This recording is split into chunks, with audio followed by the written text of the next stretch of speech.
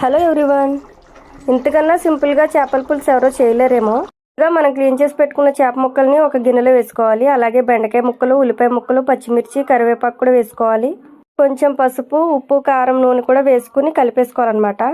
Stove on చేసుకుని గిన్నెని దాని మీద పెట్టేయాలన్నమాట. పెట్టిన తర్వాత ఒక ఫుల్ గ్లాస్ వాటర్ వేసేసుకోవాలి. వేసుకున్న తర్వాత మూత పెట్టి ఉడికించుకోవాలి. స్టవ్ మంటని మీడియం టు హై ఫ్లేమ్లోనే ఉంచాలి. చింతపండు కూడా నానబెట్టుకోవాలి. గుప్పెడి చింతపండు తీసుకున్నాను నేను, 50 గ్రాములు ఉంటుంది. నానబెట్టుకోవాలన్నమాట. ఉల్లిపాయలు 100% కుక్ అయిన తర్వాత చింతపండు రసం వేస్తున్నాను. తర్వాత కలిపేసి మూత పెట్టి ఉడికించాలి. ఇది ఖచ్చితంగా హై ఫ్లేమ్లో కానీ మీడియం ఫ్లేమ్లో కానీ ఉండాలి. లో ఫ్లేమ్లో అసలు ఉండకూడదు. 10 మినిట్స్ మీడియం ఫ్లేమ్లో ఉడికిన తర్వాత అల్లం వెల్లుల్లి పేస్ట్ వేసి కలిపాను అనమాట. గరిటె మాత్రం అసలు యూజ్ చేయకండి. 90% కుక్ అయిన తర్వాత అప్పుడే దంచిన వెల్లుల్లి జీలకర్ర ముద్ద వేసాను అనమాట.